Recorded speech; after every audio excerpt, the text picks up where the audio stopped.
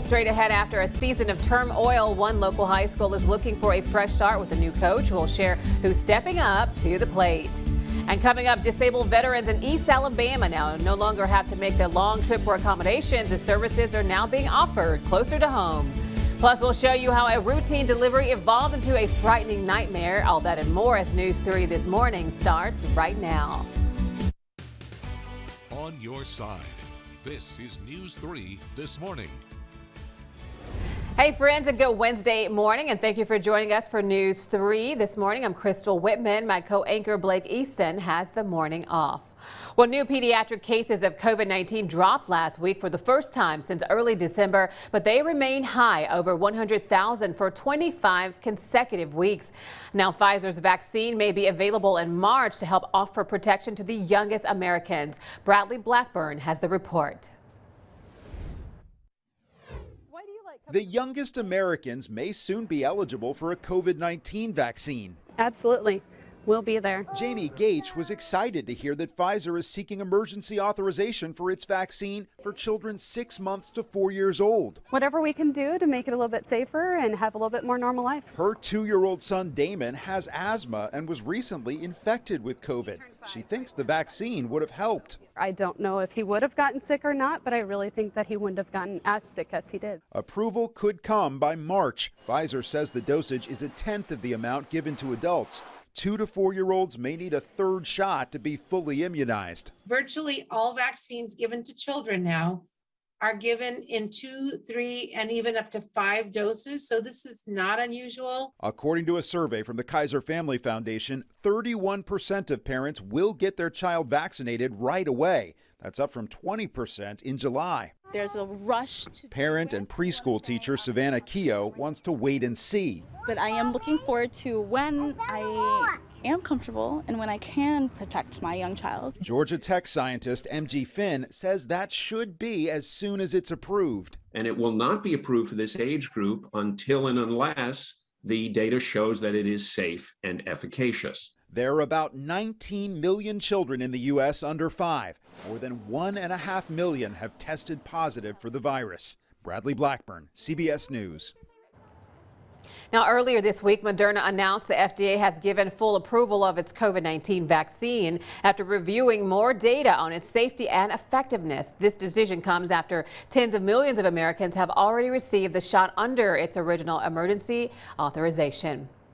Well, friends, it's great to have you with us here on News 3. Our meteorologist, Nicole Phillips, has the wake-up forecast to get you rolling on this. Today is Groundhog Day. Nicole, good morning. It is. And, you know, also today is one of the days that we are going to see most of our temperatures getting into the low 70s. So right now we've got 40s and even 50s. Eufaula, 54 degrees, 48 degrees in Pine Mountain, 46 out in Butler. So we've got some cloud cover. There's some rain off to the west, and it's associated with that system there. That's going to cause some issues out towards Kansas, Missouri, and into Oklahoma. But most of this rain today will actually stay out west. Now, there is a chance that we could see a few showers breaking away from that, especially from 8 a.m. through midday. I think a better chance, though, after about 6 p.m., right around 70 degrees. Breezy as well, winds gusting to 20 miles per hour.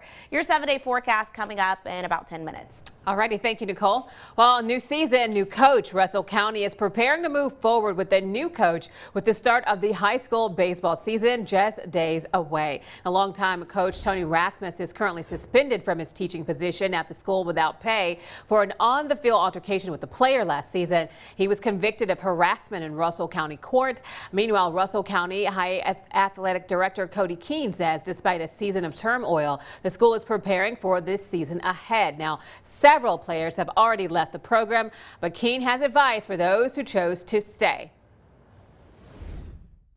I think you just tell them go play baseball. It's something that you love. It's something that you've done for a long time.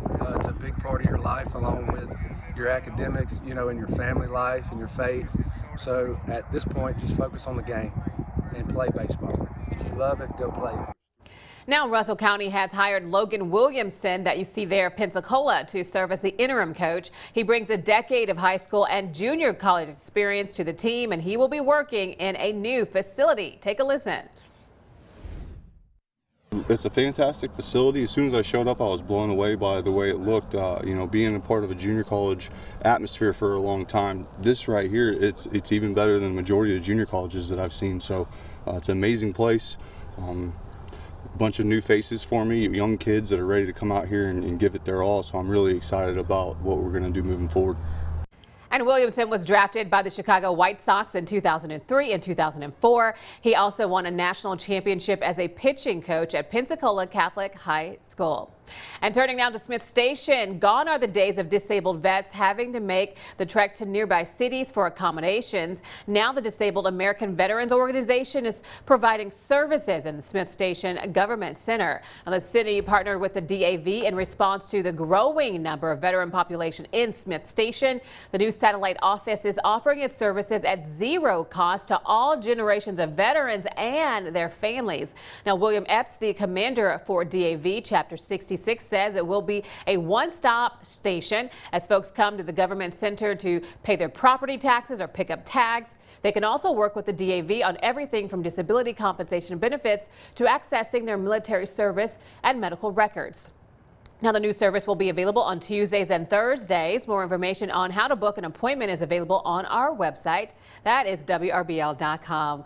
And we thank you for trusting News 3 this morning as your favorite source right when you wake up. Coming up, researchers are coming up with an easier way for some reluctant people to receive their vaccines. But first, here is Nicole with a look at your weather ahead. Hey, Nicole, good morning.